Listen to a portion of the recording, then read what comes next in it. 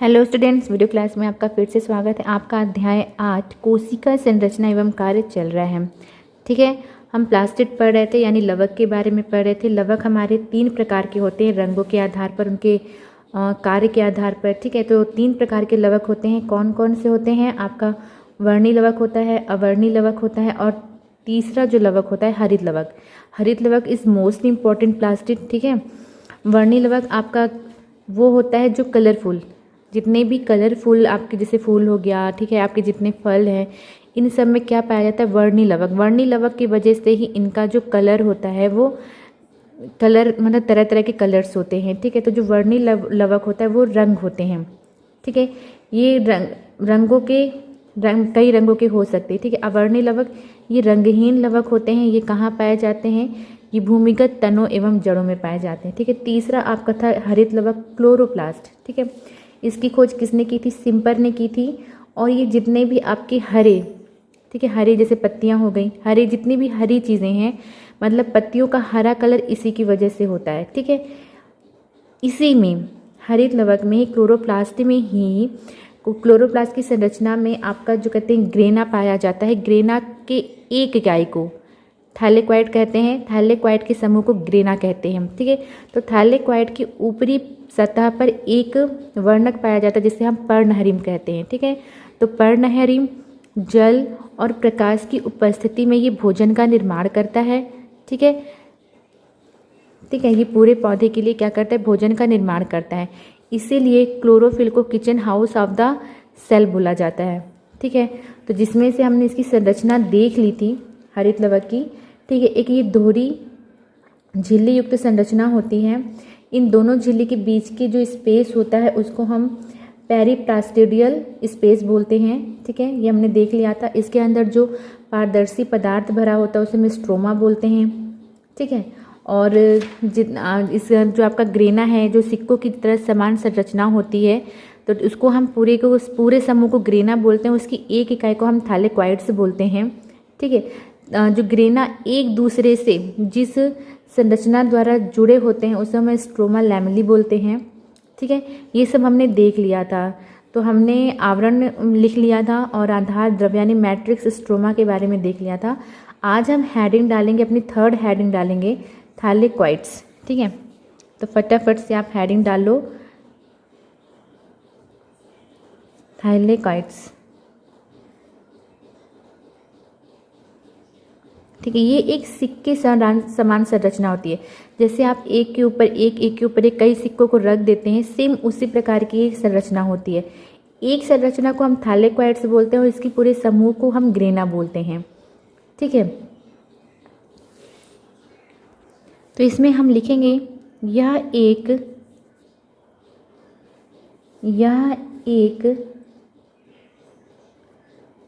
सिक्के के समान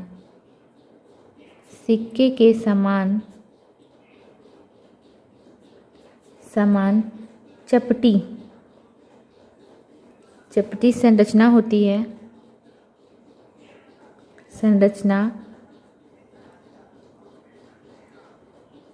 है। जो एक दूसरे के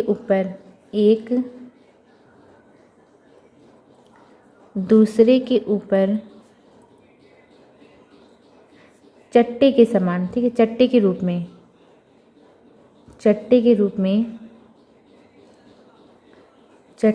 रूप में व्यवस्थित होते हैं।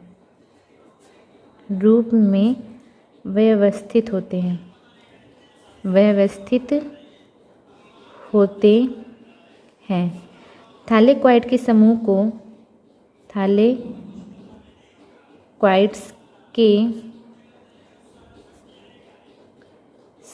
को हम ग्रेना कहते हैं।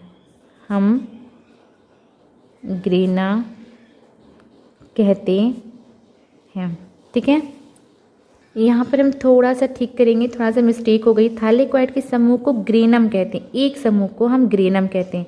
ठीक है, जैसे मान लीजिए यहाँ पर संरचनाएं हैं, जैसे एक समूह को हम ग्रेनम कहते हैं। ये एक समूह है तो ये हम ग्रेनम कहलाएगा।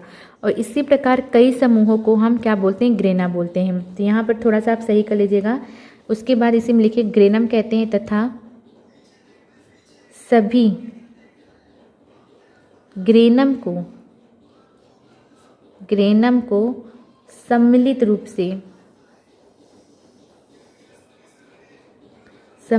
से ग्रेना कहते हैं। सम्मिलित रूप से ग्रेना कहते हैं। ग्रेना कहते हैं। ठीक है, समझ में आ गया। इसके एक समूह को थैलेकॉइड बोलते हैं। ठीक है, थैलेकॉइड के समूह को ग्रेनम कहते हैं और कई ग्रेनम के सम्मिलित रूप से उसे क्या बोलता है, ग्रेना बोला जाता है। ठीक है, ठीक है, इसी में और आगे लिखेंगे एक हरित लवक में एक हरित लवक की संरचना में, ठीक है, एक हरित लवक में लगभग 40 से 180 तक ग्रेना पाए जाते हैं।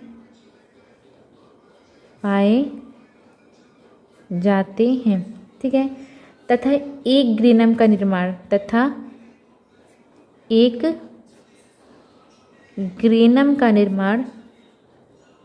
ग्रेनम का निर्माण 25 से लेकर 50 थैलेकॉइड द्वारा होता है। थैलेकॉइड्स द्वारा होता है। ठीक है, समझ में आ गया। इसी में हम आगे लिखेंगे। ठीक है, थैलेकॉइड्स के समूह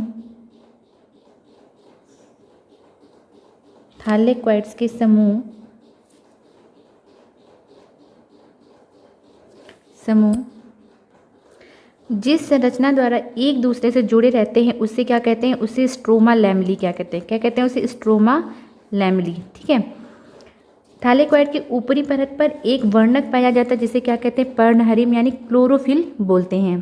ठीक, यहाँ तक क्लियर हो गया, कोई डाउट नहीं।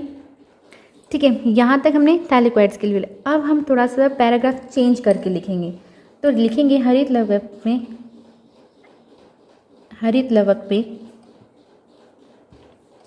निम्न प्रकार के पर्णहरिम पाए जाते हैं। निम्न प्रकार के पर्णहरिम पाए जाते हैं। ठीक है, यानी जो क्लोरोफिल होते हैं वो कई प्रकार के होते हैं। ठीक है, ठीक, तो पहला है आपका पर्णहरिम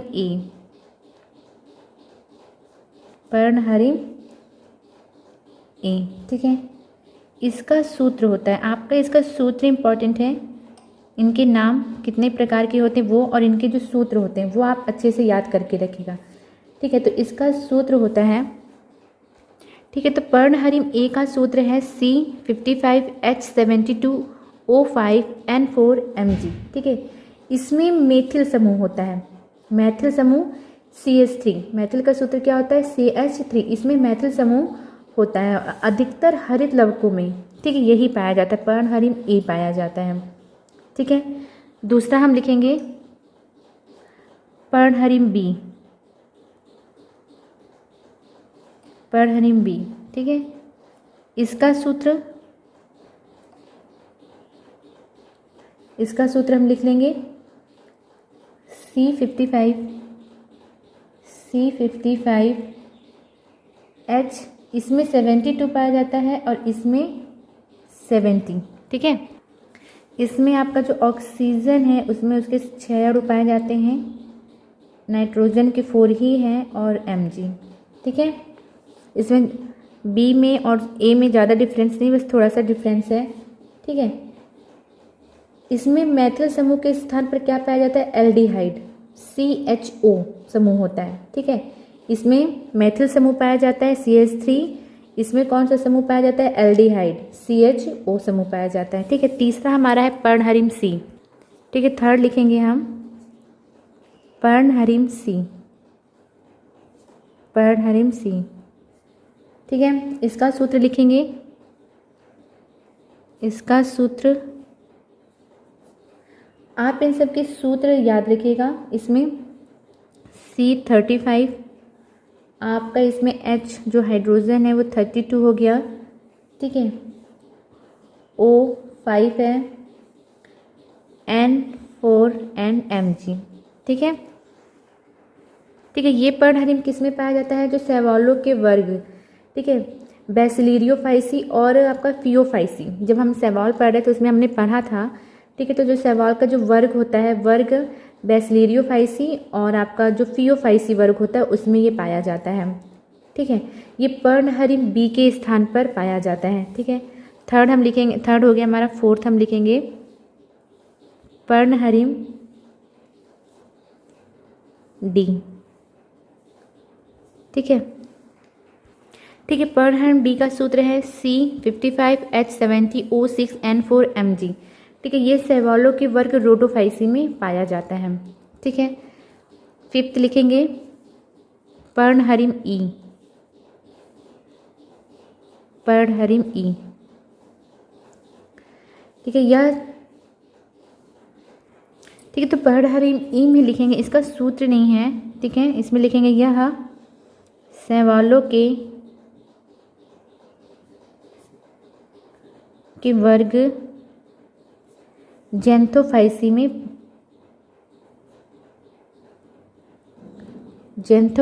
में, ठीक है, ज़ैंथोफाइसी में पर्णहरिम बी के स्थान पर पाया जाता है, पर्णहरिम बी के स्थान पर पाया जाता है, स्थान पर पाया जाता है, ठीक है। और एक दो चीज़ें हैं, उन्हें आप समझ लीजिए अच्छे से, ठीक है। आप लिखिएगा नहीं उन्हें, सिर्फ बस याद करके रखिएगा, ठीक है। थाइलेकोइड की, जिस कहते हैं, मैंने बताया ना, थाइलेकोइड की ऊपरी परत पे पर्णहरिम पाया जाता है, ठीक है। तो पर्णहरिम जिस संरचना में पाया जाता है उसे हम बोलते हैं क्वांटासोम। क्या बोलते हैं? क्वांटासोम, क्वांटासोम बोलते हैं, ठीक है, ठीक। क्वांटासोम में लगभग 250 पर्णहरिम के अणु पाए जाते हैं, पर्णहरिम के अणु पाए जाते हैं, ठीक है। क्वांटासोम थाइलेकोइड की ऊपरी परत पे, ठीक है, एक वर्णक पाया जाता है जिसे हम क्या बोलते हैं? पर्णहरिम बोलते हैं। पर्णहरिम जिस संरचना में पाया जाता है उसे हम क्वांटासोम कहते हैं, और एक क्वांटासोम में 250 पर्णहरिम के अणु पाए जाते हैं, ठीक है। इसकी खोज, मतलब सबसे पहले इसको कहते हैं आपके थाइलेकोइड से किसने मतलब बताया था कि थाइलेकोइड की ऊपरी सतह पर कहते क्वांटासोम पाए जाते हैं, उसमें पर्णहरिम पाया जाता है, तो उनका नाम है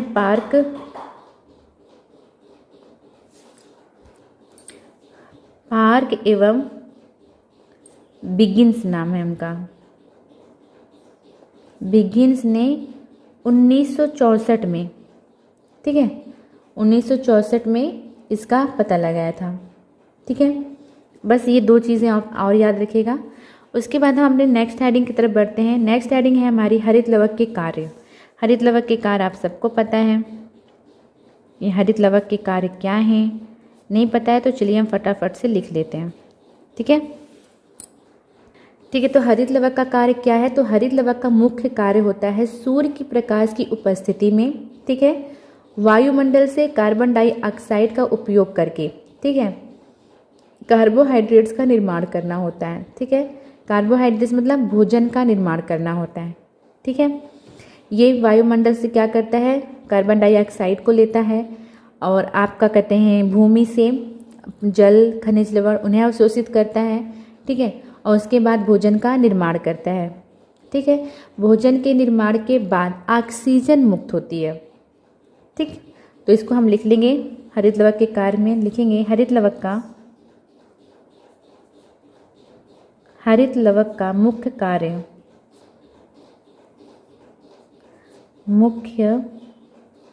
कार्य, सूर्य के प्रकाश की उपस्थिति में,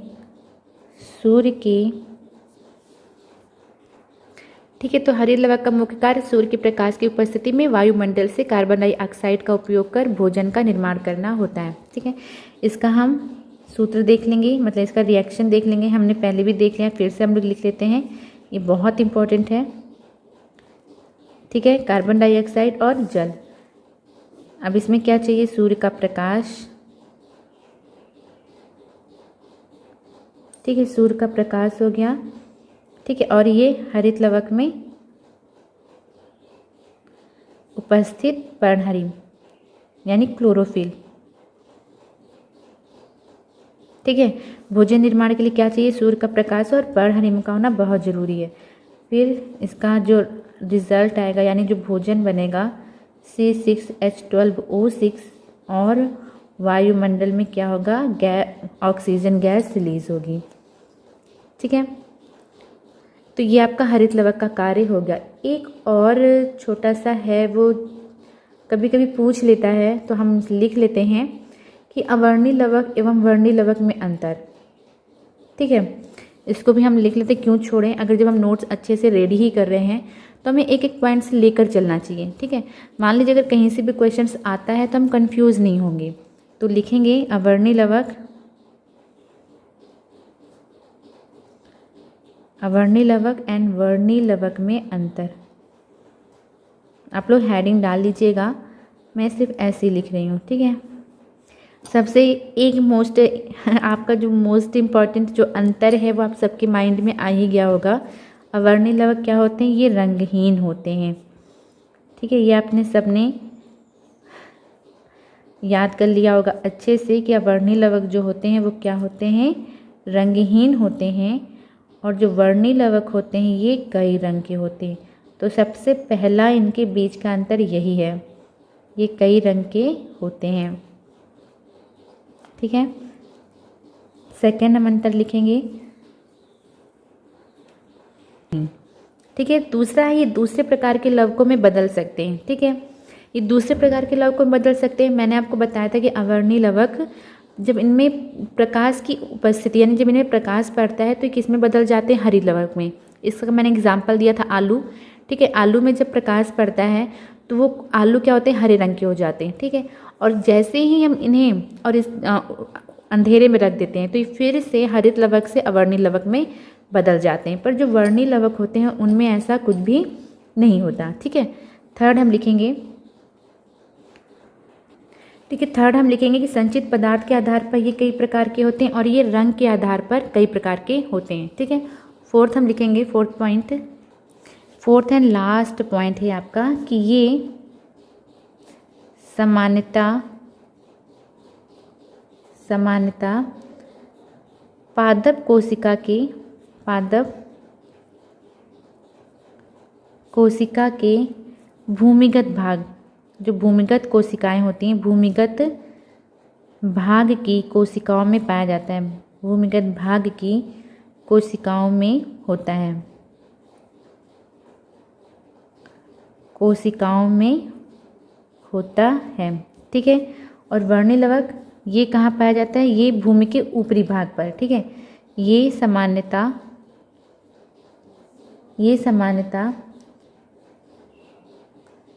पादप कोशिका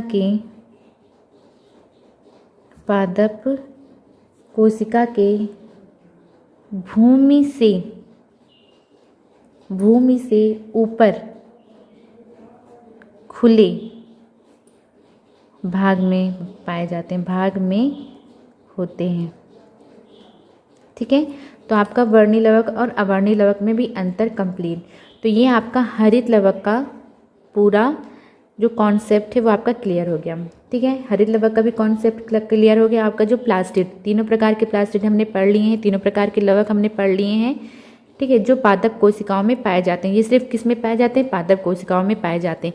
एक जंतु कोशिका होती है जिसका नाम क्या है, यूग्लिना, ये उसमें पाए जाते हैं, ठीक है। और ये कैसे होते हैं, दोहरी कला युक्त होते हैं, ठीक है। तो ये दोहरी कला युक्त कोशिकांग है प्लास्टिड। अब हम दूसरा आपका दोहरी कला युक्त कोशिकांग पढ़ेंगे, माइटोकॉन्ड्रिया, ठीक है। ये भी दोहरी कला युक्त कोशिकांग है, ठीक है। पूरे जो आपके कहते हैं कोशिका है उसमें दो ही कोशिकांग ऐसे होते हैं जो दोहरी कला युक्त होते हैं। एक आपका पहले प्लास्टिड हो गया यानी लवक हो गया, और दूसरा आपका क्या है, माइटोकॉन्ड्रिया। तो अब हेडिंग हम डाल लेंगे माइटोकॉन्ड्रिया, ठीक है। तो आप बच्चों हेडिंग डाल के इसे छोड़ दीजिए, हेडिंग लिख के छोड़ दीजिए। माइटोकॉन्ड्रिया हम नेक्स्ट वीडियो क्लास में पढ़ेंगे। आज की वीडियो क्लास के लिए इतना ही, मिलते हैं नेक्स्ट वीडियो क्लास में, तब तक के लिए बाय बाय।